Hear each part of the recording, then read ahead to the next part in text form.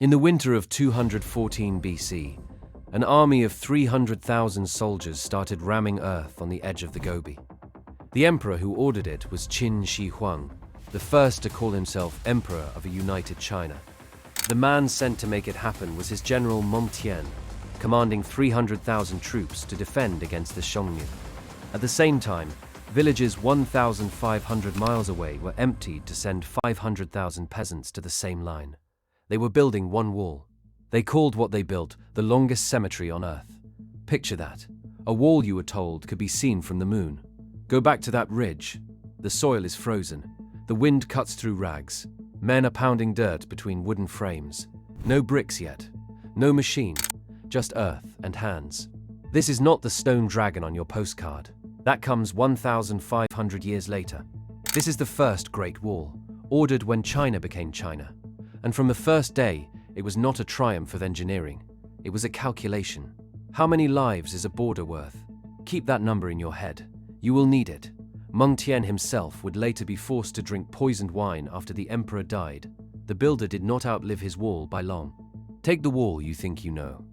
It is 21,196 kilometers long. That is 13,170 miles, half the equator. It crosses 15 provinces from the sea at Shanhai Pass to the sand at Jiayuguan. Add it up. That is the number the state announced in 2012 after a 5-year survey by 3,000 surveyors. It includes every trench, every fort, every pile of rubble that was ever a wall. Now picture the postcard. Grey bricks, crenellations, watchtowers every few hundred meters. That wall is about 8,850 kilometers of it. The Ming Wall, built between 1368 and 1644. Before that, there were no bricks. Go back again to the Qin line. Workers spent 10 years connecting the Great Wall of Yan, Qin, and Zhao. They rammed local earth and gravel, pounded it solid. Reed and willow held desert sand between layers. Lime had not yet met sticky rice. The cost was not money. It was people. The records for the Qin Wall list an army of 300,000 plus nearly 500,000 conscripted peasants and an uncounted number of convicts. Dressed in what they arrived in, working from sunrise to sunset, 7 days a week. Food was millet if it arrived. Water was what they carried. In winter on the northern frontier, the ground is iron. In summer, the sun bakes the rammed earth. Men died of cold. They died of heat. They died of hunger and flogging and disease. No one kept an exact death roll. The number passed down is as many as 400,000 dead. Some were laid in the fill. Most were buried beside it. That earned the wall its other name, the longest cemetery on Earth. Now picture a single trench in Shanxi. A crew of 20. One man falls. The crew keeps ramming. The wall moves forward a few feet. That was the pace for 2,000 years. Dynasty after dynasty calling up the same labor tax. Corvée, you owed the emperor your body. Sima Qian, writing his records of the historian around 100 BC, put it coldly. General Ming mobilized 300,000 laborers and built a great wall which followed the contour of the land. Here is the satisfying answer. It is the one you hear on every tour. The wall worked because it was clever. Take the Ming builders. They solved the mortar problem. They cooked sticky rice into porridge and mixed it with slaked lime. The amylopectin in the rice made a glue that sealed bricks for 500 years through earthquakes and rain. They built kilns every few miles. At Banchangyu near Qinhuangdao, 48 kilns were found in one village. Kilns that baked bricks at 1,150 degrees for 7 days. The bricks weigh 10 kilos each. More than 3 billion were laid. Then a general made the towers clever too. Qi Guang, commander of Jizhen town from 1567 to 1582, supervised hollow enemy towers on a significant scale during the Longqing and Wanli periods.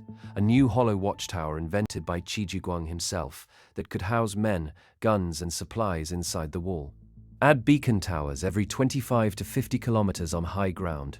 By day, smoke. By night, fire. Colored smoke from wolf dung told the next tower how many riders were coming. A warning could run 500 kilometers in a few hours. So the wall was not just a wall, it was an alarm line. It bought time. Buy time and you can move troops. That sounds logical. It even sounds humane. A clever system, not a slaughter. and for a moment you can believe it. The problem is the wall kept failing when it mattered. Say your objection out loud, ruder than you would to a guide. If the wall worked, why did China get invaded anyway? You are right to ask. In 1211, Genghis Khan went through. He was not the only one. In 1550, Tatars broke through. In 1644, the Manchus did not even need to climb. Someone opened a gate for them. The Ming had spent 2 centuries pouring bricks and rice mortar along ridges you cannot walk without hands. The wall was higher, thicker, stronger than ever. 6 to 8 meters high, 5 meters wide, enough for 5 horses side by side, 25,000 towers, and it did not stop a single conquest dynasty. The historian who unpicked this myth did it not by counting bricks but by reading maps. Working with Ming archives, he showed the beloved postcard wall was never a continuous ancient line. It was a 16th century project. Most of the Qin earth was already dust. The idea of one eternal wall is the myth. That man is Arthur Waldron. He called the wall's history a myth, turned into concrete. So what did it actually do? Go back to 1571. A courtier named Wang Chonggu watches the frontier and does the maths. The Mongols raid not because they love raiding. They need grain, cloth, iron. The wall alone does not give them those things. Trade does.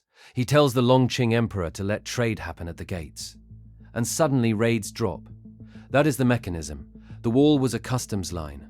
Picture the gate at Jiyuguan, not a barrier to keep people out, a throat to make them queue. Every pass had guards, taxes, permits. Caravans of the Silk Road paid to cross. Nomads who wanted to barter had to come to a gate where they could be counted, taxed, turned back. The beacon line was not to stop an army with stones. It was to tell garrisons where to ride to collect or to close the gate. Add it up. A wall without trade is a wall you must man every meter. With trade, the same wall works with fewer men. It channels movement. That is brutal in a different way. You have heard they buried bodies in the mortar. It is not true in the way you think. Modern engineers tested Ming mortar. They found no bone. They found sticky rice and lime, stronger than bone would have been. But the other part is true. Men did not come home. Go back to 221 BC again. Officers arrived in a village with a quota. Your husband had 3 days of marriage before they took him. That is the story of Lady Meng Jiang. She sewed winter clothes. She walked to the wall. At the foot, she was told he had died of hunger and exhaustion. She wept. In the legend, her grief cracked the wall open and revealed his bones. The story comes from Han poetry, not a police report. Yet the numbers behind it are ledger entries. Sima Qian, writing 100 years after the Qin, recorded hundreds of thousands impressed. No compensation, no return ticket. On the Ming Ridge, a man carried bricks on his back up 45-degree slopes. Day after day. One tower is called the Heavenly Ladder for a reason. You climb on hands and knees. Men did it with 10 kilos on their shoulders. Now put the two side by side. Clever rice mortar on one side, a man's knees on the other. The wall stands because both were there. Here is what the skeptic gets right. You were told a lie in school. Do not feel bad. China taught it too. The wall is not visible from space. The first Chinese astronaut, Yang Liwei, orbited for 21 hours in 2003. He looked. He said he did not see the wall. NASA says even from low orbit you need help to spot it. The materials are the color of the ground. It is long, but it is narrow. You can see cities. You can see airports. You cannot see the Great Wall with your eyes from the moon. And you do not need to. Go back to the ridge at Mutianyu on a clear October morning. You can see the wall snake over 3 peaks and disappear into haze. That view is more truthful than any photo from orbit. It shows what it was, not a line around the planet, a line across a mountain. The textbooks in China were rewritten after Yang Liwei spoke. That matters. A country can be proud of a wall and still correct the story. Now you are ready to hear how it fell. Not with a siege engine, with a letter. Take April 1644. Beijing falls. Not to Manchus, to a peasant rebel, Li Zicheng, at the head of 200,000 men. He declares a new dynasty from the palace. The Ming emperor hangs himself on a hill behind it. Northeast of the city, At the sea gate where the wall meets the water, stands the last proper Ming army. 40,000 men under a general who guards the pass. He is between two enemies. Inside the wall, rebels who have his family. Outside the wall, Manchus who want the country. He writes a letter. He opens the gate at Shanhai Pass on May 25th. He lets the Manchus through. 2 days later, they fight together at the pass and break Li Zicheng. The wall did not fail because it crumbled. It failed because a man chose to open a door. That general was Wu Sangui. He thought he was using the Manchus to rescue Beijing. The Manchus kept going. They took Beijing. They ruled China for the next 268 years as the Qing. Picture the gate. Heavy timber, iron studs. It had held for 200 years. It took one key on one night. That is the brutal truth behind every wall. A wall is as loyal as the man on the gate. Now add up what is left.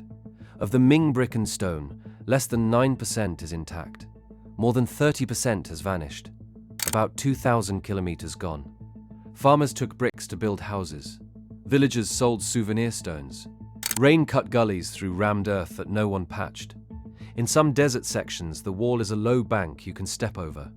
In others, it is of perfect crenellation restored for buses. Both are true, and much of the recent loss was not wind but people. During the deadly Cultural Revolution, a 10-year movement initiated by Mao Zedong, officials encouraged the dismantling of the wall for use as bricks to build homes. In the 1970s, officials encouraged people to dismantle the wall and use the bricks to build their own homes.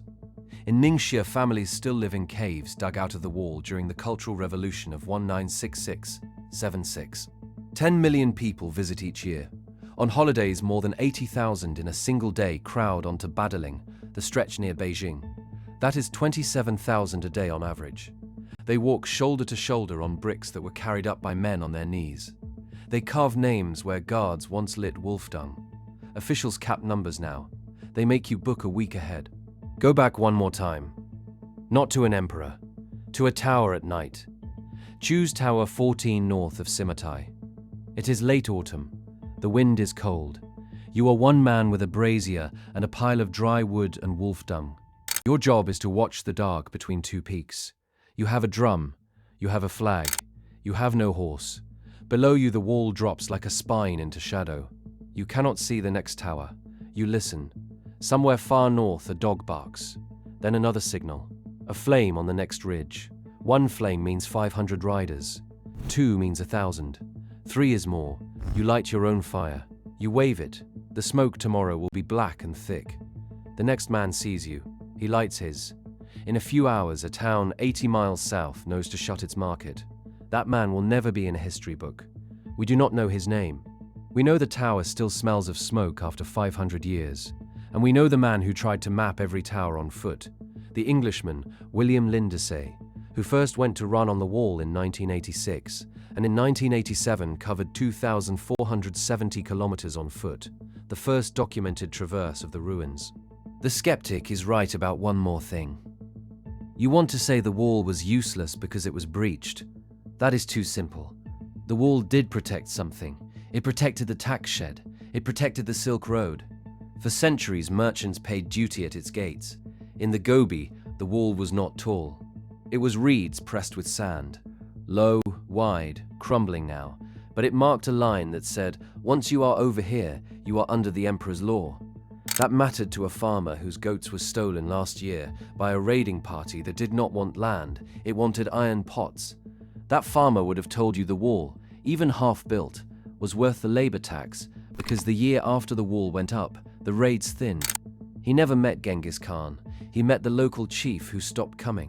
So do not say the wall did nothing. Say it did less than the dead paid for. Picture 2 piles. On one side, 3 billion bricks. On the other, 400,000 lives. There is new material, and it changes the picture again. In the last 10 years, drones and ground radar found walls you cannot see from the ground. A 5-year national survey in 2012 logged 43,721 separate heritage points. Wall, trench, tower, fort, temple. Most are not on any tourist map. Near Shandong, a wall from the Qi state, centuries before Qin, runs low under wheat fields. Near Inner Mongolia, a Han line is only a ripple of earth after wind. Farmers plow over it every spring. The wall is not one wall. It is 4,000 little walls stitched over 2,000 years by people who never heard each other's names. The state now says the Ming Wall, that tourists love, is at its narrowest 1,700 miles of continuous brick, not the 13,000 you quote. The rest is branches, spurs, rebuilds counted twice. In 2016, Lindesay and his sons filmed 15,000 kilometers around the wall network with a drone and still could not see it all. So the longest cemetery is also the largest filing error. We counted the same grave twice and called it longer, and still the number holds. Enough dead to fill a city. Stand now at Jiayuguan, where the wall ends in desert. The last tower looks west into nothing. No wall beyond it, only wind. An inscription there says, where the wall ends, empire ends. Today, engineers ask a question no dynasty ever asked. If we let the earth walls melt back into sand and only keep the brick, are we saving the wall or editing it? The rammed earth is the part that killed the most men, and it is the part we are losing fastest. 30% is already gone. Less than 9% is safe. We repair Mutianyu for photos and let the Gobi line vanish without a sign. The wall you will show your children is not the wall the dead built. It is the wall we chose to keep. We decide which suffering is worth remembering by which stones we preserve. So here is the question the film leaves open. When a wall is built by forced labor and later loved as heritage, does preserving the beautiful part betray the men who died in the ugly part?